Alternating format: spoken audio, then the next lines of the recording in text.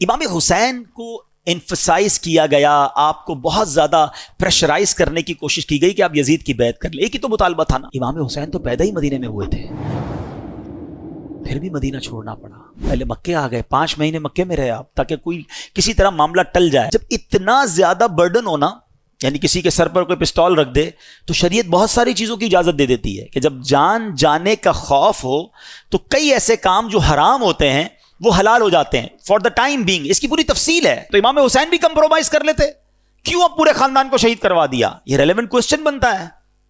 مگر میرے امام جانتے تھے کہ اگر آج میں نے کمپرومائز کر لیا نا تو پھر نانا کی ساری امت کے لیے ایک مثال بن جانی ہے کہ جب حسین کمپرومائز کر سکتے ہیں تو پھر تو ہم بھی کر سکتے ہیں. آپ نے باطل کے آگے سر نہیں جھکایا، سر کٹا دیا، نانا کے دین کو سر بلند کر گئے. یہ میسج ہے ہم سب کے لیے، ان تمام لوگوں کے لیے جو آج چھوٹی چھوٹی باتوں پر کمپرومائز کر رہے ہیں. ارے جناب کیا کریں، پورے سبھی لوگ جھوٹ بولتے ہیں، سچ کا زمانہ نہیں، تھوڑا بہت جھوٹ تو ہم بھی بول لیتے ہیں.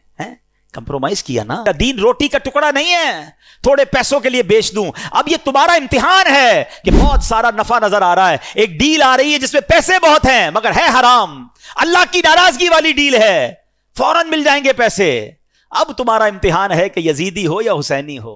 اپنے دل سے پوچھو کہ یہ کام کروں گا تو کیا اللہ، اس کے رسول اور اہل بیت راضی ہوں گے، یا یہ پیسے پکڑ لوں؟ نہیں. اب ٹھکراؤ اسے اور کہو میں گدا ہوں اپنے کریم کا، میرا دین پا رہے نہ نہیں. بڑا دل تھا، بڑا ارمان تھا، ایک شوق تھا جو پورا کرنے کا موقع آ گیا، مگر وہ حرام کام کے ذریعے پورا ہو رہا ہے. نہیں کرنا. یہی تو تمہارا امتحان ہے نا. یہ کربلا کا پیغام ہے کہ تمہیں وہ کام سے اپنے آپ کو بچانا ہے، کمپرومائز نہیں کرنا ہے، غلط کام کی طرف آگے نہیں بڑھنا ہے. اگر تم واقعی پنجتن کے غلام ہو، خدا را اس بات کو سیکھیے اور اپنی زندگی میں یہ اسٹرانگنس لائیے. آئیں گے ایسے امتحان اور آتے رہتے ہیں. وہی تو امتحان ہے کہ جب تمہارے سامنے حرام آیا اور تم نے اللہ اور اس کے رسول کی رضا کے لیے اسے ٹھکرا دیا.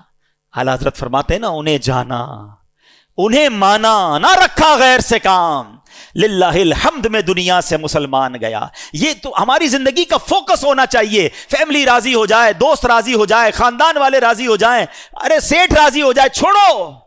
پہلے دیکھو اللہ اور اس کا رسول راضی ہے کہ نہیں. وہ راضی ہے تو بس سب ٹھیک ہو جانا ہے. تم سب کو راضی کرنے کے چکر میں اپنے اللہ کو، اللہ کے حبیب کو ناراض کر رہے ہو. ایسا نہ کرو. یہ کربلا کا پیغام ہے.